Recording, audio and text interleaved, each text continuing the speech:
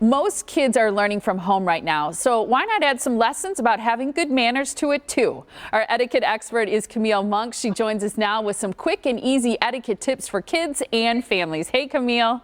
Hi, Molly. How are you? I'm wonderful. It's great to see you there at home. You've got a beautiful table set up, it looks like. So I'm glad that you can join us today. Let's talk a little bit about how you think we can make etiquette fun at home. So, with us being, stuck in the house, I feel like we have more time with our little ones.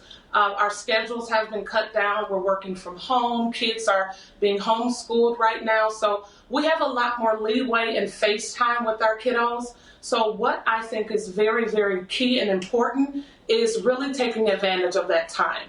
So what you see here is sometimes what we do in our own house, maybe not so fancy looking all the time, but I think table conversation is very important. So we'll sometimes use a globe as our centerpiece, and what that does is we'll talk to our little one about where does he want to go in the world, and it gives him the leeway to really express his ideas, but we're also training him on proper table conversation. So that's something really quick and easy to do right at the dinner table. See, I like this idea, and I like that you bring that up because, you talk a lot about manners and using the proper utensils and where things belong on the table. But the conversation, I think, is sort of an art or it's kind of lost in today's world. And it definitely can be because we're dealing with a newer generation who, if you see what's in my hand, phone. Yep. They're so addicted to their phones that they have not really been trained on proper conversation. So when we're at the dinner table, we will train our little one. We'll say, if you initiate the conversation, then you have to create the pullback. And he'll say, Mom, what does that mean? I say, when you walk into a room, Winston, you say hello. That's you initiating the conversation. You wait for their reply, and then you create the loop back. So when you say hello and they say hello, your second response should be, how are you? Or it's good to see you. That's creating a loop. Does that make sense? It does. And I like that visual idea of creating a loop. I think that's a wonderful way to help people remember, because my second question was about how we help kids remember the things they've learned.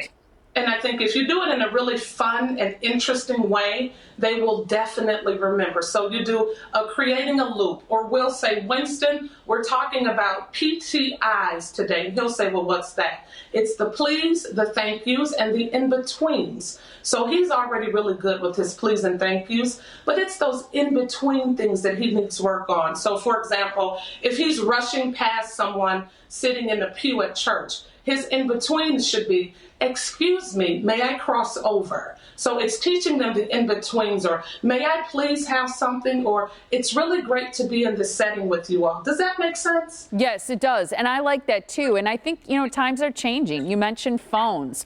There's some weird stuff going on right now with everybody having to stay home and learn from home when you're not used to maybe online learning. Why do you think it's important for us to recognize that times are changing and this is a new age?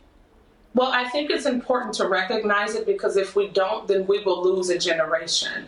While the method is changing, the messaging should never change. So sometimes when you think of etiquette and protocol and civility, you think really stuffy and boring. Well, it doesn't have to be that way. You can bring in creative tools. We will put an hourglass on our dining table, and we'll ask him a question, flip the hourglass, and it'll give him his timing on how quick he should answer the question. But it brings something fun and exciting, a different method with the same messaging. Or we'll have him bring in one of his favorite books, Where the Sidewalk Ends. It's a favorite book of his. That will be our table conversation for the evening. So bringing in different methods, but keeping that messaging is important. Shel Silverstein, I love it. Is that a chat pack in front of you too?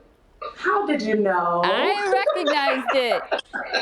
So this is good, a chat pack. We also, because my son loves mysteries, do something that the kids are interested in. We went to Barnes & Noble, got a 30-second mystery card pack. So we'll pull it out at the dinner table. And again, while it's a mystery, it's still teaching him the back and forth protocols of proper conversation. I know one of the things you also say is that investing in a class on civility and social grace will never go out of style. And that is so simple, but so key. Absolutely. Yeah.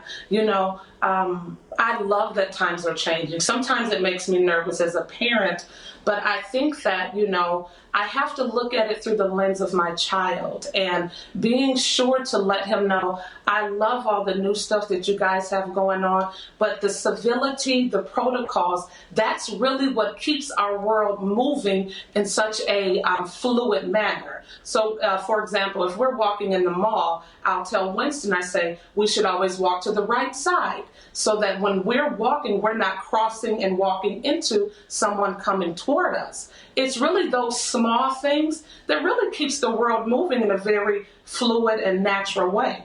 I think being considerate of each other is one of the best things we can do for everybody today.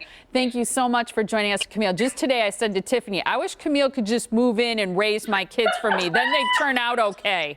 Oh, well, here's the thing, Molly. I'm just giving you all the tips. I'm not giving you my day-to-day. I have a 7-year-old son, so sometimes it's really nice and pretty, and sometimes it's a zoo. You give and take.